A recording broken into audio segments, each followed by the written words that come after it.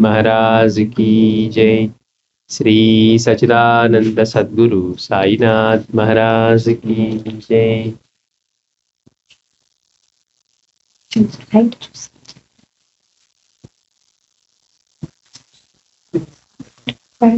బాబా అంటున్నారు, ఎవడైతే ఎప్పుడు నన్నే చూస్తూ నా గురించిన మాటలనే వింటూ ఎల్లప్పుడూ సాయి సాయి నామాన్నే ఉచ్చరిస్తూ నా యందే మనస్సును నిలుపుతాడో వాడు నిశ్చయంగా దైవాన్ని చేరుకుంటాడు. వాడి ఇహపరాలను గురించి భయపడ పని లేదు. ఎవడైతే ఎప్పుడు నన్నే చూస్తూ నా గురించిన మాటలనే వింటూ ఎల్లప్పుడూ సాయి సాయి నామాన్ని ఉచ్చరిస్తూ నా యందు మనసు నిలుపుతాడో వాడు నిశ్చయంగా దైవాన్ని చేరుకుంటాడు. వాడి ఇహపరాలను గురించి భయపడ పని లేదు అంటున్నాడు. నిజంగా గనక మనం బాబాని అలా పత్తి పొంగే హృదయంతో సాయి సాయి అని విశ్వాసంతో కనుక ఉచ్చరించగలిగితే, ఉచ్చరించిన తర్వాత కనుక అయినా కానీ మనం రేపేంటో ఎల్లుండేంటో ఆ తర్వాత ఏంటో ఇదేంటో అన్నాం అనుకోండి, దాని అర్థం ఏంటి? మనం ఇంకా ఆయన పూర్తిగా విశ్వసించలేదు. భయపడుతూ ఉండిపోవటం అంటే అదే. మనం బాబా ఏమంటున్నారు? నా గురించి చింతన చేసేవాడి గురించి నేను పట్టించుకుంటాను, వాడి గురించి వాడు భయపడక్కర్లేదు అంటున్నారు. మనం ఎన్ని చెప్పినా భయపడుతూ ఉన్నామంటే మన విశ్వాసం ఎక్కడుందో, మనం అంటే చేస్తూ ఉన్నాం కానీ మంచి కోసం చేసుకుంటూ ఉన్నాం, కానీ మన భయం మనకు ఉంటుంది కదండి అనే మన భయాల చాటునే ఉంటున్నాం. అంటే ప్రత్యేకంగా మనం తెలియని వాడి నుంచి తెలుసుకొని మనం మార్పు ఏం చెందట్లేదనమాట. అన్నీ ఆయన చూసుకుంటారండి, ఒకవేళ నాకు ఏది కావాలో ఆయనే ఇస్తారు అనే ధైర్యం ఉండాలి. కానీ దానిలో కూడా మళ్ళీ ఆశ, నాకు అన్ని మంచిగా చేయాలండి, బాబా ఏం ప్రసాదించాలి. అందుకే మన ప్రార్థనలు ఏమన్నాం? జీవితానుభవాలన్నింటినీ నీ ప్రసాదముగా గుర్తించని గాక. బాబా దగ్గరికి వచ్చేసరికి కూడా ఆయనకి ఆరోగ్యం బాగున్నప్పుడు కూడా ఇది కూడా హరి ప్రసాదించిందే అన్నాడు. అంటే మనకి సుఖం వస్తేనే ఆయన ప్రసాదించింది లేకపోతే కాదు అని కాకుండా జీవితానుభవాలన్నింటినీ ఆయన ప్రసాదములుగా గుర్తించుట కాక మన ప్రార్థనే అదనమాట. అందుకే బాబా అంటున్నారు, అలా ఎవరైతే ఆయన గురించి చింతన చేస్తూ ఉంటారో వాడు నిశ్చయంగా దైవాన్ని చేరుకుంటాడు. వాడి ఇహపరాల గురించి భయపడే పనే లేదు. నాకు అర్పించకుండా ఎవరైతే ఏమీ తినడో వాడికి నేను బానిసను అంటున్నారు. బాబా మనకి కృతజ్ఞతగా ఉండటం నేర్పుతూ ఉన్నారు.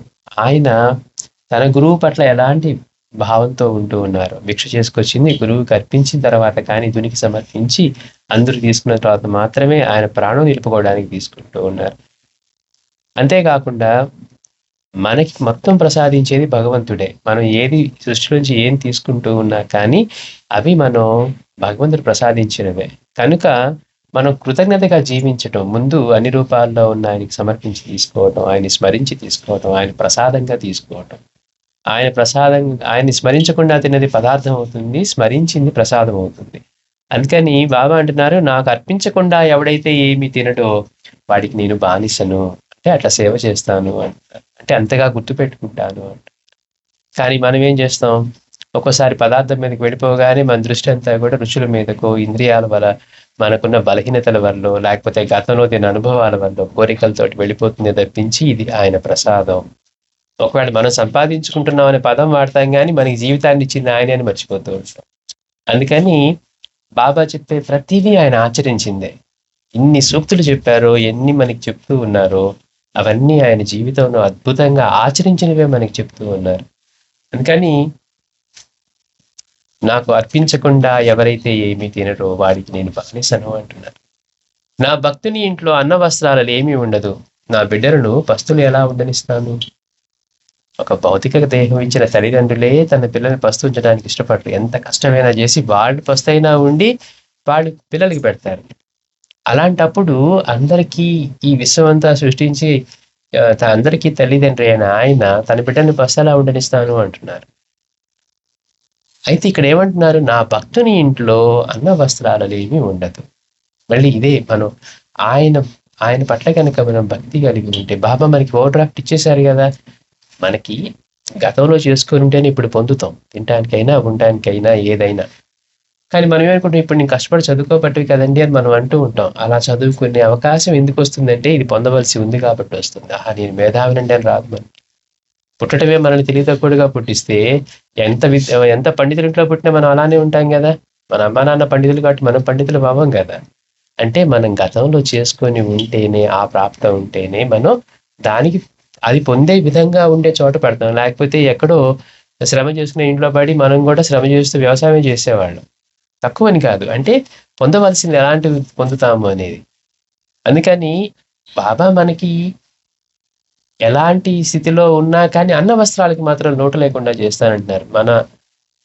మనం ఎలాంటి దాన్ని బట్టి ఏం పొందవలసి ఉన్నా కూడా ఆయన మనకి ఓవర్ డ్రాఫ్ట్ ఇచ్చేస్తున్నారంటారు మాస్టర్ గారు. అంటే ఏంటి, మరి నీకు తినటానికి ఉండటానికి వాటికి మాత్రం లోటు లేకుండా చేస్తారు. మనిషి జీవించినంత కాలం అవి రెండు ఉంటే అంతకు మించి ఏమైనా కావాలా? కానీ ఇవన్నీ కుదిరిన తర్వాత మనం ఇంకా పైకిలో ఇంకేదో కావాలని చూస్తాం. రోజు మొత్తంలో మనం నిజంగా కోరుకునేది ఈ అన్న వస్త్రాల గురించే. అందుకని బాబా మన బేసిక్ నీడ్స్కి ఆయన కేర్ తీసేసుకున్నారు. అయినా కానీ మనం భయపడుతూ ఉంటాం, అమ్మో ఎలా ఉంటుందండి, ఎలా ఉంటుంది. అందుకని మనం ఆయన పట్ల కనుక భక్తి కలిగి ఉంటే వాటి గురించి చింతే ఉండక్కర్లేదు అంటున్నారు బాబా. నా భక్తుని ఇంట్లో అనవసరాలనేమి ఉండదు, నా బిడ్డల్ని పస్తలా ఉండనిస్తాను, నా వాణ్ణి నా నుంచి దూరం ఏనాటికి కానివ్వను. మనం బాబాతో కనెక్ట్ అయి ఉన్నాం అనుకోండి, అసలు ఆయన మనకి దూరం ఎట్లా అవుతారు? ప్రతి క్షణం మన స్మరణలో, ఆలోచనలో ఆయనే నిలుస్తారు. మనం అనుకుంటే నిలవరట. స్మరణ చేస్తామని మనం అనుకుంటాం, కానీ మాస్టర్ గారు అంటారు, బాబా నా యందు దయదలిచి నా స్మరణలో నిలిచారు అంటారు. మనం ఏమనుకుంటాం, నేను ఆయన గురించి ఆలోచిస్తూ ఉంటాండి, నేను గుర్తుపెట్టుకుంటాను అని మనం మాట్లాడతాం. మనం అలా అంతకుముందు మరి చేయలేదు ఇదే పని. అంటే ఆయన అనుగ్రహించి మన స్మరణలో ఉంటారట. మన చేత సేవ గాని స్మరణ గాని ఆయన అనుగ్రహించే జరపాలి. అందుకని మాస్టర్ గారు ఎంత అద్భుతంగా చెప్తారంటే, బాబా నా యందు దయదలచి నా స్మరణలో నిలిచారు అంటారు. అందుకని ఎప్పుడు మనం ఆయన స్మరణలో ఉంటే ఆయన దూరం ఎక్కడా? మనం ఏదైనా ఒక ప్రదేశానికి వెళ్ళి ఆయనతో లింక్ పెట్టుకున్నాం అనుకోండి, నేను మందిరంలోకి వెళ్ళి బాబాని పూజ చేస్తామండి, హారతి కట్టినవుతాను అంటాం. మందిరానికి వెళ్ళకపోతే, అయ్యో నీ మందిరానికి వెళ్ళలేదంటే అంటూ ఉంటాం. బాబాని గుర్తు తెచ్చుకో. వెళ్ళాల్సిన దానికోసం అయినా కానీ మనం ఏమంటాం, ఇవాళ లేట్ అయిపోయిందండి మందిరానికి వెళ్ళాలి అంట. బాబాతో కనెక్ట్ అయినాం అనుకోండి, దూరంగా ఆఫీస్లో కూర్చున్నా మనం రావడానికి కుదరకపోయినా, ఇప్పుడు హారతి జరుగుతూ ఉంటుంది, ఇది బాబా హారతి టైం అని మనసులో బాబాని హారతి ఒక్క పాటన పాడుకోగలిగేంత స్మరణ చేసుకోగలుగుతాం. కనెక్ట్ అయింది ఎవరితోటి? మనం బాబాతోట, స్థలంతోట. అందుకని ఎప్పుడైనా మనం బాబాతో కనుక మానసికంగా కనెక్ట్ అయ్యామనుకోండి, కారులో కూర్చున్నా ఇంకెక్కడ ఉన్నా కానీ ఆయనతోటి ఎప్పుడు మనం ఆ స్మరణతోటి లింక్ తోటే ఉంటాం. బాబా ఏమన్నారు, ఇక్కడ కాదు ఎక్కడున్నా కానీ నా వాణి నా నుంచి ఏనాటికి దూరం కానివ్వను అన్నారు. మనకి ఎన్ని జన్మలు ఉన్నాయో అన్ని జన్మల్లోనూ ఆయన మనకి తోడుగా ఉండి నడిపిస్తారు. మాస్టర్ గారు అంటారు, బాబా యొక్క ప్రత్యేకత అదే. మనం పోనీ ఒక్క జన్మతో అయిపోయేవాళ్ళం కాదు, తరించేవాళ్ళం కాదు, కానీ అన్ని జన్మల్లోనూ మనకు తోడుగా ఉంది. ఆయన ఒక రూపం అయితే ఈ జన్మకే పరిమితం అండి అనుకోవచ్చు. అసలు మనం ఆశ్రయించిందే ఆయన సమాధి చెందిన తర్వాత, కానీ మనల్ని ఇప్పుడు నడిపిస్తూ ఉన్నారు కదా. అవసరమైతే మన ముందు ఈ క్షణం నిలబడి మనం నడిపించగలం. అందుకని నా వాణి నా నుంచి ఏనాటికి దూరం కానివ్వను అంటున్నారు. కనిపించేదంతా కలిసి నేను, సాయి షిరిడిలో మాత్రమే ఉన్నారని నమ్మేవారు నన్ను అసలు చూడనట్లే. మీరు చూసేదంతా కూడా నేనే అంటున్నారు బాబా. కనిపించేదంతా కలిసి నేను, ఇది అది అనడానికి లేదట, కనిపించేదంతా కలిసి. అంతేకాకుండా చూసేది ప్లస్ ఎవరైతే చూస్తూ ఉన్నారో, చూడబడేది చూస్తూ ఉన్నవాడు కూడా. మనం ఏం చేస్తాం, సామాన్యంగా ఎట్లయితే తప్పులు అన్ని బయట వెతుకుతామో మనలో వెతుక్కోకుండా చూడమన్నప్పుడు కూడా అన్ని బయటే చూస్తాం. అంటే మన ఇంద్రియాలకి బయటికి పనిచేయటమే తెలుసు కానీ లోపలికి పనిచేయటం తెలియదు. ఎందుకండి మన మనసులోని భగవంతుడు అంటే మన లోపలికి తగ్గి చూడలేకపోతున్నాం. లోపల అవయవాలు ఎలా ఉన్నాయో మన ఇంద్రియాలు ఎందుకు చూడలేకపోతున్నాయి? ఇవన్నీ బాహ్యంగా పనికొచ్చేవే. మన ఇంద్రియాలు ఏవైనా లోపల బయటికి వింటాం శబ్దం, చిన్నది ఏదైనా పడగానే వినపడుతుంది. లోపల ఎంతో శబ్దం జరుగుతుంటుంది, మనకి వినపడుతుంది. బ్లడ్ ఎంతో ఫాస్ట్గా ప్రవహిస్తూ ఉంటుంది, గుండె కొట్టుకుంటూ ఉంటుంది, ఎన్ని జరుగుతూ ఉంటాయి. లోపల కొట్టుకోవడం వినలేము, చూడను లేము, స్పర్శ లేదు, ఏది లేదు. మన ఇంద్రియాలన్నీ కూడా బయటికి పనిచేసేవే. కనిపించేదంతా కలిసి నేను, సాయి షిరిడిలో మాత్రమే ఉన్నారని నమ్మేవాడు నన్ను అసలు చూడనట్లే. అంటే సాయి అంటే తెలియనట్లే. ఇవాళ తెలిసి తెలియని వాళ్ళందరూ బాబా అంటే అది, బాబా అంటే ఇదని మాట్లాడుతూ ఉంటారు. వాళ్ళ ఎంత జ్ఞానంలో మనకు అర్థమవుతూ ఉంటుంది. వేదాలు ఏవైతే చెప్పే ఉన్నదంతా ఒకటే అని, ఆ ఉన్నదంతా ఒకటే అని భక్తులకు అనుభవపూర్వకంగా నిదర్శనం ఇచ్చిన తర్వాత కూడా మళ్ళీ ఆయన ఇది కాదు ఈయన ఇది కాదంటూ మాట్లాడేవాళ్ళు ఉంటారు అనమాట. అంటే ఏంటి? ఉన్నదంతా ఆయనే అనుభవం ఇచ్చిన తర్వాత కూడా.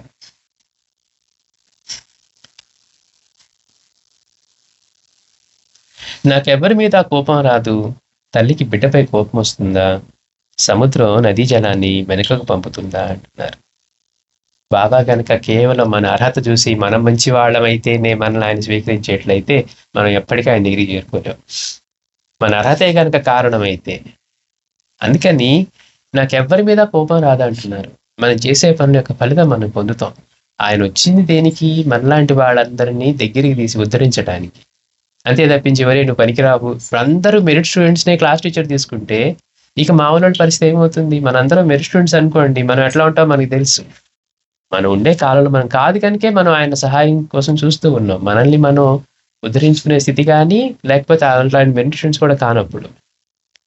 అందుకని నాకు ఎవరి మీద కోపం రాదు. మనం చేసుకున్న వాటి యొక్క ఫలితమే మనం పొందుతాం. అందుకే బాబా ఏమన్నారు? నా మాట వినకపోతే నీ కర్మకు విడుస్తాను అన్నారు. అంటే మనం చేసే కర్మ మనల్ని శిక్షిస్తుంది. అంతేగాని బాబాకి కోపం రావడం అంటూ ఉండదు. ఆయన కోపం వచ్చి మనకేదో శిక్ష వేయటం అంటూ జరిగితే మనం తట్టుకోగలం. అందుకని నాకెవ్వరి మీద కోపం రాదు. తల్లికి బిడ్డపై కోపం వస్తుందా? ఆ క్షణంలో వచ్చినట్టుగా ఉంటుంది. చేస్తాం మళ్ళీ మరుక్షణంలో అయ్యో దాన్ని అనవసరంగా వాడిని అనవసరంగా తిట్టు, ఇలాంటిదే మనం కొట్టుకుంటూ ఉంటాం. తల్లికి బిడ్డపై కోపం వస్తుందా? సముద్రం నదీ జలాన్ని వెనుకకు పంపుతుందా? తల్లికి తగిన బిడ్డలు కండి, మీ భాండాగారాలను నింపుకోండి అంట. తల్లికి తగిన బిడ్డలంటే అలాంటి మహనీయుడికి తగ్గట్టుగా మనం భక్తుల్లాగా ఉండగలడం నేర్చుకోవాలి ముందు. మీ భాండాగారాలు నింపుకోండి అంటున్నారు. అంటే మనం ఎట్లాంటి ప్రీతితో ధనార్జన లేకపోతే వేరే దాని సంపాదనతో నింపుకోవాలనుకుంటామో అలాంటిది ఇలాంటి ఆధ్యాత్మిక దాన్ని, తర్వాత పుణ్యాన్ని, ఇలాంటి వాటిని నింపుకుంటే మనకి సద్గురు సేవని వాటిని ప్రసాదిస్తాయి. అందుకని తల్లికి తగిన బిడ్డల కండి, మీ భాండాగారాలు నింపుకోండి. బాబా అంటున్నారు, కావాలి అనే కోరికలన్నీ విడిచి సర్వగతులైన దైవం మీద మనసు నిలపండి, గమ్యం చేరుతారు. మనల్ని అంతా నడిపించేదేంటి? మనం ప్యాషన్ అండి, ఆస్పిరేషన్ అండి, మాకు అది చేయాలండి, ఇది అన్నిటికీ మనకి మనం డ్రైవ్ చేసేది ఏంటంటే కావాలి అన్న కోరికే. పైకి ఎదగాలి, ఏదైనా మనకు కావాలి అనే ఆ కావాలి అన్న కోరిక వల్లే మనకి ఈ ఇబ్బందులన్నీ కూడా. అందుకని బాబా అంటున్నారు, కావాలి అనే కోరికలన్నీ విడిచి సర్వగతుడైన దైవం మీద మనసు నిలపండి, గమనించే. అందుకే మన గురుచరిత్ర వీటిలో కూడా ముందు మాట రాస్తారు, మీరు ఏదైనా కోరికలతో చేస్తూ ఉంటే ఆయన కోరికలు తీరుస్తాడు. ఇది ధర్మబద్ధమైన కోరికలు. బాబా వాడికి ఇది వచ్చింది, వాడికి ఇది రాకూడదు అని మనం పెట్టుకున్నాం అనుకోండి, అలాంటివి తీర్చడు. ధర్మబద్ధంగా ఉండాలి. బాబా నాకు ఇది అవసరం, ఏదో ఇబ్బందితో ఎంతో కాలంగా ఉండాలి. అలాంటి వాడు ధర్మబద్ధంగా అడిగే కోరికలు తీరుస్తారు, కానీ అధర్మబద్ధంగా మన గురించి కాకుండా పక్కన గురించి పెట్టుకున్నట్టుగాను. అందుకని కావాలి అనే కోరికలన్నీ విడిచి సర్వగతులైన దైవం మీద మనసు నిలపండి అన్నారు. మనం పారాయణ చేసుకుంటూ ఉన్న నిజానికి మనలో మెచ్యూరిటీ పెరిగే కొద్ది ఏమవుతుంది? ఆయన ఏమడుగుతామండి, నాకు ఇన్ని లిస్టులు అసలు నిజంగా నాకేది శ్రేష్ఠ ఆయన చేస్తారు కదా, నా లిస్టే తీస్తే అది నాకు మంచిదో కాదో కూడా తెలియదు అనిపిస్తుంది. మనం ఆ క్షణంలో ఏమనిపిస్తుంది, ఇదే బెస్ట్ ఆప్షన్ అనుకుంటాం. కొంచెం ముందుకు రాని తెలుస్తుంది, అయ్యో ఇది దీనికంటే అదేదో బాగుండేదేమో అనిపిస్తుంది. ఎందుకని మనకి అంత చూసే ఇది లేదు కనుక అది ఎక్స్పీరియన్స్కి వచ్చిన తర్వాత కానీ మనం జడ్జి చేసుకుంటాం. అందుకని మనం ఏది అడిగినా బాబాని ఎట్లా అడగాలి? బాబా నాకు ఏమీ తెలియదు, నువ్వు ఎటు తీసుకెళ్తే అటే, నాకేం చేస్తే మంచిదో నీకు తెలుసు, అసలు నేను మంచి చేయడానికి కూడా నువ్వేం చేయదలుచుకుంటే. అందుకని గురుక్షేత్రం ముందు మాటలో కూడా ఇలాంటి కోరికలు ఏమీ లేకుండా చేసుకునే వాళ్ళకి అటువంటి ఆత్మ ఉద్ధరణ జరిగేట్టుగానే ఆయన ఇచ్చారు అనుగ్రహం. అందుకని ఇక్కడ బాబాదే చెప్తున్నారు, కావాలి అనే కోరికలన్నీ విడిచి సర్వగతుడైన దైవం మీద గనక మనసు నిలపండి, గమ్యం చేరుతారు.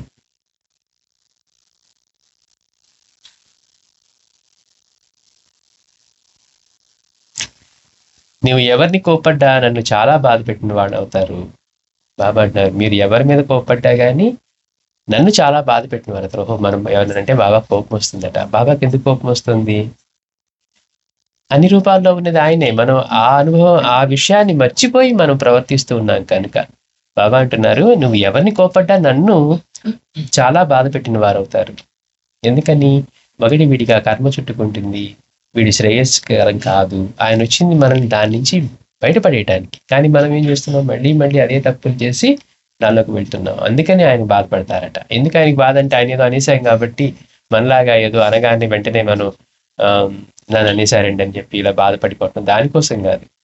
వీడి శ్రేయస్సుని వీడు పాడు చేసుకుంటున్నాడు. ఆయన మన కోసం అవతరించి భూమి మీదకి వచ్చి మనల్ని ఉద్ధరించాలని చూస్తూ ఉంటే కూడా, బాబా మీరు అట్లానే ఉండండి, మీకు పూజ చేస్తాం, కానీ మేము మాత్రం ఇలానే ఉండి ఇలానే తిరుగుతూ ఉంటాం అని దానికోసం మనం చేస్తూ ఉన్నాం అనమాట. ఒకరినొకరు దూషిస్తే నేను చాలా బాధపడతాను అంటున్నారు. ఎవడు ధైర్యంగా ఈ నిందను దూషణను సహిస్తాడో వాడు నాకెంతో ఆనందం కలిగిస్తాడు. ఎవరైతే దూషణని నిందని రెండింటిని సహిస్తారో, అయితే ఇందులో రెండుంటాయి.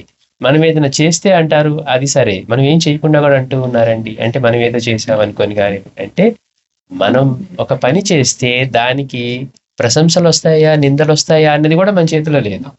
అంటే చుట్టూ ఉన్న పరిసరాలను బట్టే ఉంటుంది. చేసిన పని ఒకటే, ఒక్కోసారి పెద్దగా చేయకపోయినా వాళ్ళు వచ్చి ఎవరో చెప్తారు లాస్ట్ భలే పని చేశారండి, దానివల్ల ఎంత సాల్వ్ అయింది అంటారు. మనం చిన్న పని చేసి ఉంటాం, కానీ అప్పుడు తెగ ప్రశంస వచ్చేస్తుంది. భయంకరంగా కష్టపడి 2 రోజులు రాత్రి పగలు మేల్కొని చేస్తే అక్కడికి వెళ్ళి అది ఫెయిల్ అయ్యో ఏదో అయింది అనుకోండి, ఏం చేశారని వీళ్ళు ఏం చేయలేదు అంటారు. అంటే మన శ్రమ వేరుగా ఉంది, ఫలితం మాత్రం వేరుగా ఉంది. అంటే మనకు వచ్చే ఫలితం కూడా మన ఒక్క పని మీదే కాకుండా చుట్టూ ఉన్న పరిసరాల ప్రభావం వాటన్నిటి వల్ల కూడా ఉంటుంది. అది మనం గుర్తుపెట్టుకోవాల్సిన విషయం అన్నమాట. అందుకని దూషణైనా నిందనైనా నేనే వరకపోయినా నన్ను అన్నారండి అనే మాట కాకుండా, ఇది కనుక నిన్ను భరిస్తే బాబా ఆనందపడతారట.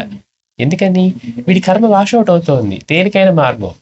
అందరినీ అదే ఉండమని చెప్తున్నారు, కానీ ఉండకపోవటం వల్లే ఇది జరుగుతుంది అనమాట. అందుకని బాబా అంటారు, ఎవరైతే ధైర్యంగా ఈ నిందను దూషణను సహిస్తాడో వాడు నాకెంతో ఆనందం కలిగిస్తాడు. చూడండి గమ్మత్తు, మనకి ప్రాక్టికాలిటీలో ఎలా ఉంటుందంటే, మేనేజర్ ఏం తిట్టినా మీరు ఏమనద్దు, మీ బాస్ తిట్టినా మీరు కనుక అట్లా ఓర్చుకుంటే వాడు నెక్స్ట్ ఇయర్ ప్రమోషన్ ఇస్తాడంటే 10 సార్లు వచ్చినా కానీ ఇందుకు నెక్స్ట్ ఇయర్ ప్రమోషన్ గుర్తొస్తా ఉంటుంది, ఈసారి రైజ్ ఇస్తాడండి అంటే. ఎందుకని మనం ప్రాక్టికల్గా చూడగలుగుతాం దాన్ని.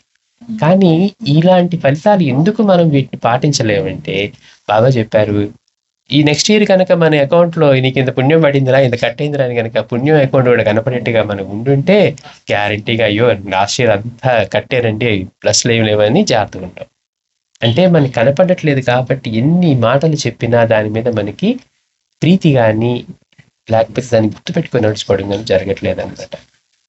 ప్రాక్టికల్గా మనకి ఇమీడియట్గా లభించే దాని పట్ల ఏమో ఎందుకని జాగ్రత్త మౌనంగా ఉంటే అసలే మనకి సిచ్యువేషన్ బాగాలేదు, మనం కామ్గా ఉంటే మనకి బాగుంటుంది అనేది ఉండగలుగుతున్నాం. కానీ మన డైలీ లైఫ్లో వచ్చేసరికి ఆధ్యాత్మిక పరంగా మాత్రం అలాంటి దాన్ని పట్టుకొని ఉండలేకపోతున్నాం. అందుకని మహర్షి గారు అడిగారు, ఎందుకు ప్రీతి కలగదు అంటే, అది ఎప్పుడు అందుబాటులో లేనిది. ఆ ఆనందం ఒరే నువ్వు చేసావంటే నీ రోజు అనుభవం ఆనందం పోయితిరా అన్నావు అనుకోండి, ఆనందం లేదు బ్రతకలేనండి, రోజు దానికోసమే బ్రతుకుతున్నా అని. కానీ ఆ ఆనందమే అనుభవం లేనప్పుడు ఇవన్నీ చేస్తే ఆనందం కలుగుతుందట అనే స్థితిలో ఉన్నాం అనుకోండి, దేనికోసం చేయాలి? కష్టం కోరికో తీర్చుకుందాం అనుకుంటున్నాం, ఆ కష్టాల కోరికలు ఎందుకు వస్తున్నాయి అంటే గతంలో చేసుకున్న దాన్ని బట్టే తప్పించి మన ప్రవర్తన మారకపోవటం వల్ల. అందుకని నిందని సహించేటప్పుడు దాని రీజన్ వెతకూడదు. ఇది మనం ఇప్పుడు అంటం వల్ల వచ్చిందా, మనం ఏదో నిజంగా తప్పు చేస్తే వచ్చిందా, లేకపోతే వాడు ఊరికే అంటున్నారు, మనం ఏంటి ఇమీడియట్గా రియాక్ట్ అయిపోతాం. దానివల్ల అంటే మనం తప్పు చేస్తేనే అనాలి, లేకపోతే మనం ఇలానే ఉండాలని మనం అనుకుంటూ ఉంటాం, కానీ దానికి ఎన్నో ఫ్యాక్టర్స్ ఉన్నాయి. అందుకని ఎవరైతే ధైర్యంగా ఈ నిందను దూషణను సహిస్తారో వారు నాకెంతో ఆనందం కలిగిస్తారంటున్నారు. బాబాకి ఆనందం కలిగించే పని చేయటం కంటే మనకి ఏముంటుంది ఉత్తమమైన పని. ఆ విషయాన్ని మర్చిపోయి మనకు అప్పుడు ఉన్న ఇన్స్టంటేనియస్గా మనం ఎలా హర్ట్ అయ్యాము, మన ఈగో ఎలా ఫీల్ అవుతుందనే దాన్ని బట్టే మనం రియాక్ట్ అవుతాం. అందుకని ఈ విషయాన్ని గుర్తుపెట్టుకోవాలన్నమాట. ఎవడైనా నిన్ను నిందించినా శిక్షించినా వాడితో పోట్లాడవద్దు అంటారు. సహించలేకపోతే 1-2 మాటలతో ఓర్పుతో సమాధానం చెప్పేటప్పుడు ఎట్లా చెప్పాలి? ఓర్పుతో సమాధానం చెప్పాలట. ఇప్పుడు మనం తట్టుకోలేకపోతున్నాం, వివరంగా నిదానంగా చెప్పటం. ఎందుకు ఓర్చుకోవాలండి ఇదంతా అంటే, ఇది నీ శ్రేయస్సు కోసం కాబట్టి బాబా చెప్తున్నారు. అసలు మన శ్రేయస్సు కానిది బాబా చెప్తారా? బాబా చెప్పారు అంటే అది నాకు శ్రేయస్సు కలిగించేది. అంటే నేను అలా ఉండలేకపోతున్నానంటే నా శ్రేయస్సు మీద నాకే ప్రీతి లేదు, నేను అలానే ఉంటాను, ఇంకా దీనిలోనే ఉంటాను అనే ఎట్లుగా ఉన్నాం అనుకోండి. అందుకని బాబా చెప్పారంటే అది నా శ్రేయస్సు కోసం చెప్పారు. గురువు చెప్పేది దేనికోసం? మనల్ని ఇందులోంచి బయటికి తీయటానికి. ఆ విషయం గుర్తుపెట్టుకుంటే మనం ఎవరైనా సరే నిందించినా దూషించినా కానీ మనం ఓర్చుకోగలుగుతాం. ఓర్చుకోలేకపోతే, సహించలేకపోతే 1-2 మాటలతో ఓర్పుతో సమాధానం చెప్పు. అందుకే బాబా అంటారు, మామూలుగా మనం ఒకసారి మెత్తగా చెప్తే వినకపోతే పెద్దగా గొంతు పెట్టుకొని అరిచేసి చెప్తాం. బాబా కూడా దక్షిణ అడుగుతూ ఉన్నారట, బాబా ఎన్నిసార్లు అడిగినా వాడి దగ్గర దక్షిణ లేవు, ఎక్కడి నుంచి ఇస్తారు లేనప్పుడు, బాబా ఎన్నిసార్లు చెప్పాలి నాకు లేవని అన్నాడట. అంటే ఏమన్నారు బాబా, మరి లేకపోతే లేవని నెమ్మదిగా చెప్పు, అరుస్తావే, నెమ్మదిగా చెప్తేనే అర్థం చేసుకున్నాడు, అరిస్తే అర్థం చేసుకుంటాడా అన్నారు బాబా. కానీ మనం ఏం చేస్తాం, మనం ఆ కోపంలో మనకున్న ఫ్రస్ట్రేషన్, ఆ కోపాన్ని అరిచేస్తే కానీ ముందు మనం హ్యాపీగా ఫీల్ అవ్వం. కానీ బాబా మాషి గారు అంటారు, అసలు నీ తలకాయ ఏందరా, నిదానంగా చెప్తేనే అర్థం చేసుకున్నాడు, అరిస్తే అర్థం చేసుకుంటాడా అంటున్నారు. అందుకని ఏదన్నా చెప్పేటప్పుడు ఓర్పుతో చెప్పమంటున్నారు. మనం కారణాలు వెతకడం మానేయాలి. ఈ నిందకు కారణం ఏంటి, నీ అలా చేయలేదే, నీ ఇలా చేయలేదు, మరి నన్ను ఎందుకు అంటున్నారు, నీ ఎందుకు తీసుకోవాలి అంటే మిగిలిన చోట ఎక్కడ కరెక్ట్గా ఉండకపోయినా ఎవరన్నా అన్నప్పుడు మాత్రం మనం కరెక్ట్గానే ఉన్నామని ఈ కారణాలు ఇవన్నీ వెతుకుతూ ఉంటాం. కానీ వీటన్నిటికంటే కూడా ముఖ్యమైనది, ఇది నేను భరించేస్తే నాకు శ్రేయస్సు ఎలా ఉంటుందో నాకు తెలియదు, కానీ బాబాకి ఆనందం కలిగిస్తాను. ఎవరు నిందించినా, ఎవరు దూషించినా ఆయన కనపడకుండా తెలియకుండా ఏమైనా జరుగుతుందా? అందుకని మనం ఆ విషయాన్ని మనసులో ఎంతగా గుర్తుపెట్టుకుంటాం. అంటే నేను చేసే పని బాబాకి ఇది ఆనందాన్ని కలిగిస్తుందా, బాబాకి సమ్మతమా, బాబా అయితే ఎలా, బాబా నుంచి ఎన్నో మాట్లాడినారు, ఆయన అందరిని అలానే అన్నారు. బాబా ఆయన ఎలా నడిచి చూపించారు, ఆయన జీవించినంత కాలం భౌతికంగా ప్రతి ఒక్కటి మనకి మార్గదర్శకంగా ఆదర్శంగా జీవించారే తప్పించి ఎక్కడన్నా నువ్వెవరికన్నా అనడానికి అనలేదట. ఆయన ఆ రాయి మీద కూర్చున్నప్పుడు అందరూ వచ్చి పూజ చేస్తూ ఉంటే, పరబ్రహ్మ స్వరూపంగా చేస్తూ ఉంటే వచ్చి రాయి మీద అంటే నువ్వెవరికన్నా అనడానికి అనలేదట. బాబా లేచి పక్కకి వచ్చి నుంచున్నారట నానావల్లి హారిస్. అంటే ప్రతిదీ ఆయన ఆచరణలో ఎలా చూపిస్తూ ఉన్నారు, అది మనం గుర్తుపెట్టుకోవాలి. అంతేకాకుండా బాబా ఏమంటున్నారు, నువ్వెవరితోనైనా పోట్లాడితే నాకు చాలా ఏహ్యం కలుగుతుంది అంటున్నారు. మనం భరిస్తేనేమో ఆయనకి ఆనందం కలుగుతుందట, మనం పోట్లాడితే ఎవరితోనైనా బాబాకి ఏహ్యం కలుగుతుందట. బాబాకి అసహ్యం కలిగించేట్టుగా మనం ప్రవర్తించామనుకోండి, ఏ మొహం పెట్టుకొని బాబాని భక్తులను గొప్పగా మళ్ళీ 10 మంది దగ్గర చెప్పుకుంటాడు. అసలు ఆయన్ని పేరు స్మరించాలంటే మనం ఒక పక్క నుంచి ఆయనకి ఇష్టం లేని పనులే చేస్తూ మనం బాబా భక్తులు అండి అని ఎలా చెప్పుకోగలుగుతాం? పైగా ఇలాంటి పనుల వల్ల ఆయనకి ఏహ్యం కలుగుతుందట. నువ్వు ప్రశాంతంగా ఉండు, వాళ్ళు ఏం మాట్లాడినా నువ్వు కామ్గా ఉండు, నీ ప్రవర్తన వల్ల నాకు ఆనందం కలుగుతుంది అన్నారు. ఎందుకంటే వాడికి అది శ్రేయస్ చేస్తుంది. కనుక వీడు మళ్ళీ కనుక దెబ్బ తీసి ఇలా చేస్తే మళ్ళీ వాడంతా పురిగిపోతూ ఉంటాడు, మళ్ళీ జన్మలు లాగేస్తూ ఉంటాయి. అందుకని ఆయన మనసుకి శ్రేయస్కరం కాని మాటే చెప్పరు. మనకి ఏదన్నా కఠినంగా అనిపించినా అది మన శ్రేయస్సుకే. నీ గురించి ఎవరైనా మాట్లాడితే చలించకు, అన్నిటికంటే కష్టమేది. నీ గురించి ఎవరేం మాట్లాడినా చలించకు. వాడి మాటలు నీకేం గుచ్చుకోవు కదా. నిజంగా వాళ్ళు గుచ్చుకుందండి, అందుకని నొప్పిగా ఉందంటే కాదు. ఎక్కడ గుచ్చుకుంటుంది, మనకి మన అహంకారానికి గుచ్చుకుంటుంది. శరీరానికి గుచ్చుకుని శరీరానికి నొప్పి ఉండదు. అదే వాడు ఎన్ని మాటలన్నా మన సరి వినపడదు అనుకోండి, ఏమన్నా గుచ్చుకుంటుంది, ఎక్కడన్నా గుచ్చుకుంటుందా? కానీ మనం ఏం చేస్తున్నాం, అనగానే రియాక్ట్ అవుతూ ఉన్నాం. ఇవి ఎంత అద్భుతంగా చెప్తున్నారంటే బాబా, మనం గనక ఈ 4 విషయాలు గుర్తుపెట్టుకున్నాం అనుకోండి, మనం ప్రతిరోజు చేసే తప్పుల్లో ఎన్ని తగ్గిపోతాయో చూసుకోవచ్చు మనం. ఎందుకని వీటిలోని మన మాటల్లో నుంచి మనం అనిపించుకునే దానిలో, మనం అనే దానిలోనే మన జీవితం అంతా సగం అక్కడే వెళ్ళిపోతుంది.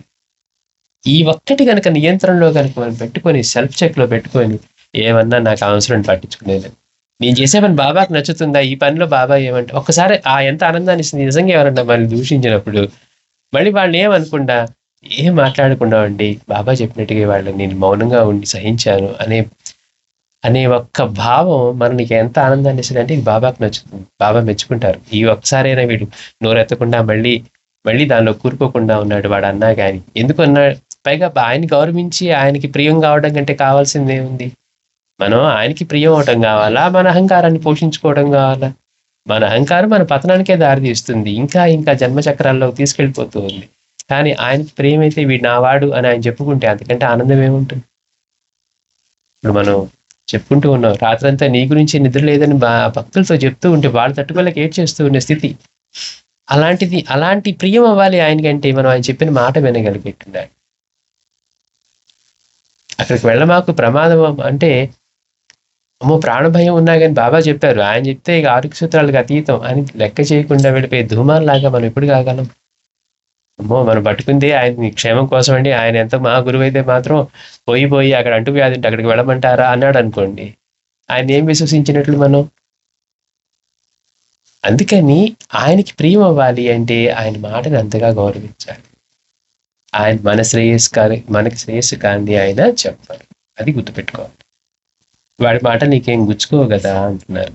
ఇతరులు చేసే పనులకు వారి మీదే ప్రభావం ఉంటుంది. మరి నేను మౌనంగా ఉన్నానండి, దానివల్ల నాకేంటి?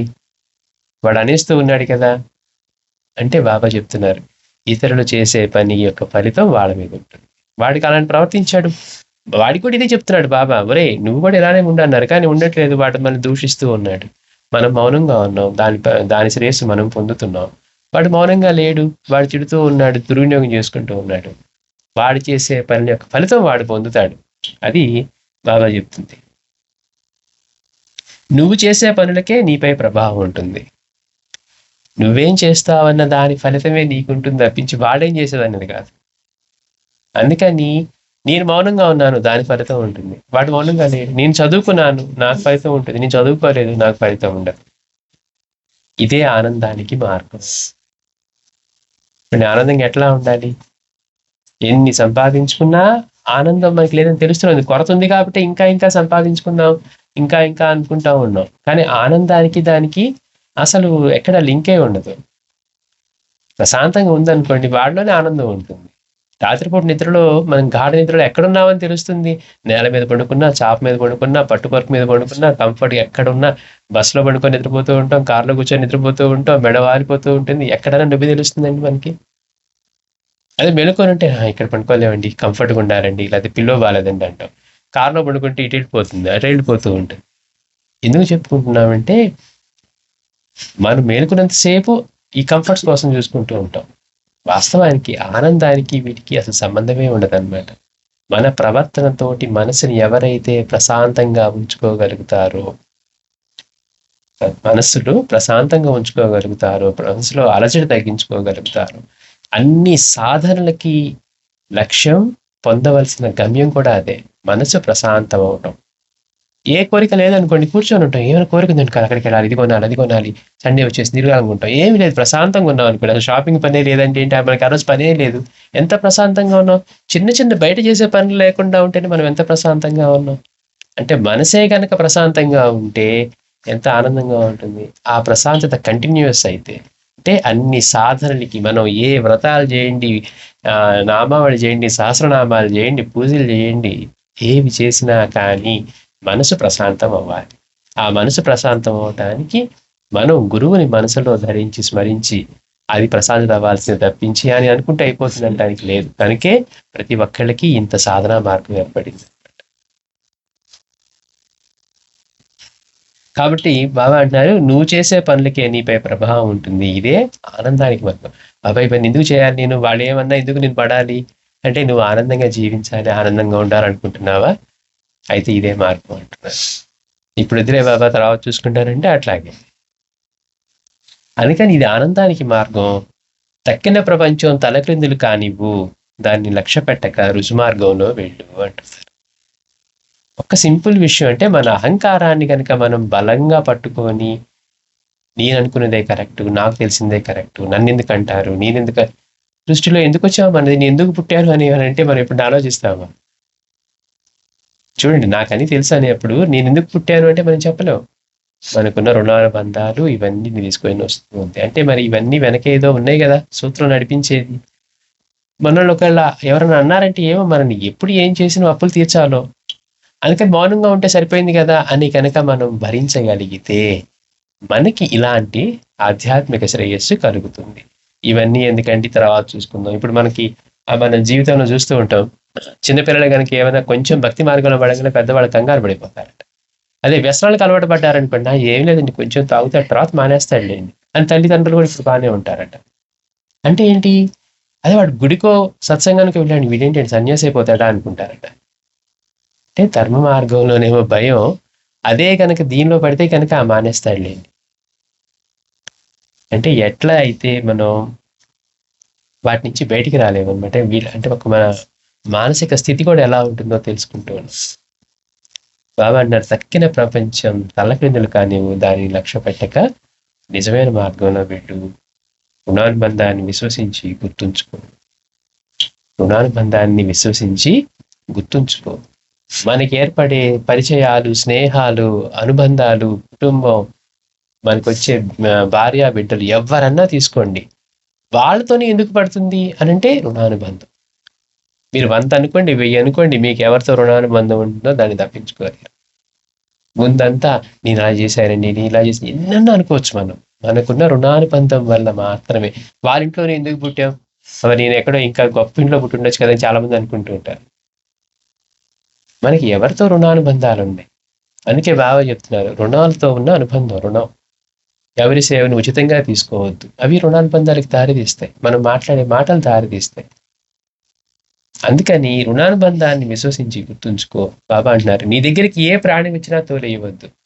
ఆదరించి ఆకలి కొన్న వారికి అన్నము, గుడ్డలు లేని వారికి గుడ్డలు ఇవ్వు, భగవంతుడు సంతోషిస్తాడు అంటున్నారు. కానీ ఎందుకు మనం ఇలా ఉండాలి, మనం పక్కన వాళ్ళని ఎందుకు ఎలా పడితే అలా మాట్లాడకుండా జాగ్రత్తగా ఉండాలి అంటే, బాబా చెప్పిన ఒక్క మాట గుర్తుపెట్టుకోవాలి, రుణానుబంధాలని విశ్వసించి గుర్తుంచుకో. రుణానుబంధం లేదనుకోండి, ఒకే బిల్డింగ్లో ఒకే ఫ్లోర్లో పక్క పక్కన అపార్ట్మెంట్ ఉన్నా కానీ పరిచయాలు ఉండవు. ఏమనండి వాళ్ళెవరో మాకు తెలియదు అంటాం, వాళ్ళు ఎక్కడి నుంచో వచ్చారంటాం.